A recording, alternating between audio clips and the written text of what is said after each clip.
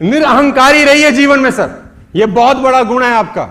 इस 13 बरस के अंदर आज करीब करीब ठीक ठाक से मकाम पे हूं, ठीक ठाक से पैसे कमा लेता हूं, ठीक ठाक सा लाइफस्टाइल है, करीब करीब 3 लाख सब्सक्राइबर हैं, करीब करीब 20 करोड़ का व्यूअरशिप हो गया आज की डेट में ऑल ओवर वर्ल्ड, है ना।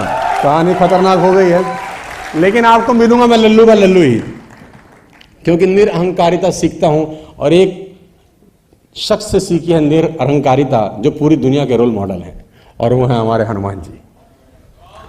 उनसे बड़ा निरअहंकारी ढूंढना बड़ा मुश्किल है यार, है ना। और उन्होंने ऐसे ऐसे कांड किए हैं। अब किसी ने मुझे बोला कांड शब्द का इस्तेमाल क्यों करते हो, ये अच्छा शब्द है। अरे मैंने कहा रामायण में भी अयोध्या कांड, लंका कांड, सुंदर कांड, सारे कांड किए हैं वहां भी, तो कांड अच्छा शब्द होता है। मैंने कहा बेटा इसको अच्छे तरीके से लेते हैं, तो है ना। तो हनुमान जी अपनी शक्तियां भूल गए, हनुमान जी अपनी शक्तियां भूल गए, नटखट थे बचपन में। तो मतंग ऋषि ने श्राप दिया कि भूल जाएगा, जब याद दिलाया जाएगा तुझे याद आएंगी। तो जब सीता जी को खोजने जाना था तो हनुमान जी शक्ति भूल गए, जामवंत ने याद दिलाई। अब जामवंत जी शक्तियां याद दिला रहे हैं, तो हनुमान जी को शक्ति याद आ गई। तो हनुमान जी जामवंत जी से पूछ रहे हैं कि मुझे क्या करना चाहिए। इतने बड़े ज्ञानी गुरु, अपने आप को मानने वाले, किसी और से पूछ रहे हैं, एक बूढ़े से पूछ रहे हैं। देखो कितनी बड़ी सीखने की बात, पूछ रहे हैं कि मुझे क्या करना चाहिए। उन्होंने बोला पवन सुत तुम जा सकते हो, तुम आ सकते हो। तो उन्होंने बोला ठीक है। तो कह रहे हैं जिस पर्वत पर पैर रख के हनुमान जी कूदे लंका की तरफ, तो पर्वत पाताल में चला गया, इतनी शक्ति के साथ कूदे। और रास्ते में सबसे पहले टकराव हुआ सुरसा के साथ। निरअहंकारिता सीखनी है तो यहां से सीख सकते हैं। सुरसा से टकराव हुआ, सुरसा ने बोला मैं तुम्हें खा जाऊंगी। तो हनुमान जी बोले तुमको समय है, हमको नहीं है। सीता माता से मिलाए, फिर बेशक खा लेना, अभी नहीं। बोला मैं तो अभी खाऊंगी।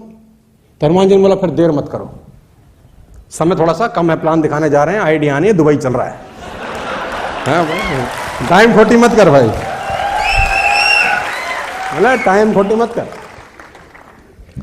तो कहते हैं सुरसा ने अपना मुंह बढ़ाया, 1 योजन का मुंह किया। 1 योजन में 8 मील होता है सर।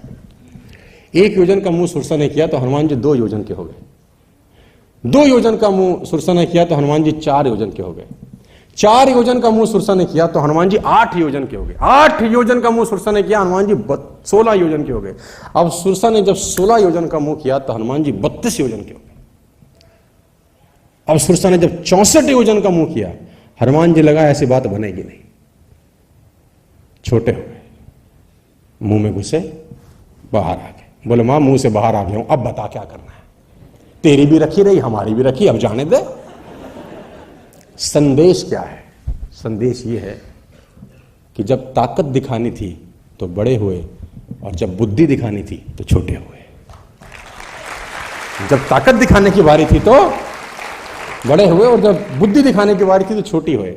बुद्धिमान व्यक्ति छोटा ही होता है बस, जो बड़ा होने सोच ले तो समझ लो बुद्धि फिर गई है इसकी। यहां बहुत सारे हैं, आगे गए, सिंघनी मिली। सिंघनी क्या करती थी, वो परछाई पकड़ लेती थी। ऐसी ऐसी शक्तियां थी लोगों में, बताओ। परछाई पकड़ ली, रपेट मारी, उसको कांड किया। जब लंका पहुंचे तो लंका में सबसे पहले लंकिनी से हनुमान जी की मुलाकात हुई, और लंकिनी को हनुमान जी ने घूंसा मारा। तो लंकिनी जब बेहोश होकर उठी तो लंकिनी ने लंका का द्वार खोल दिया हनुमान जी के लिए। वो राक्षसी थी, पहरेदार थी। तो हनुमान जी ने बोला तू तो लंका की निवासी है, तू मेरे लिए दरवाजा क्यों खोल रही है? तो लंकिनी बोली ब्रह्मा जी ने जब रावण को वर दिया तो जाते जाते मुझे बोल दिया था कि जब किसी बंदर के मारने से मूर्छित हो जाएगी, समझ ले रावण का विनाश शुरू हो गया है। तो दरवाजा खोल दिया, प्रभु जाओ।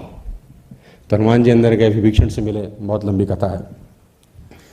लेकिन जो सीता जी से हनुमान जी की मुलाकात है, यहाँ बहुत कुछ हमारे को सेल्स में सीखने की जरूरत है, नेटवर्क मार्केटिंग में सीखने की जरूरत है, और आपकी हमारी जिंदगी में सीखने की जरूरत है।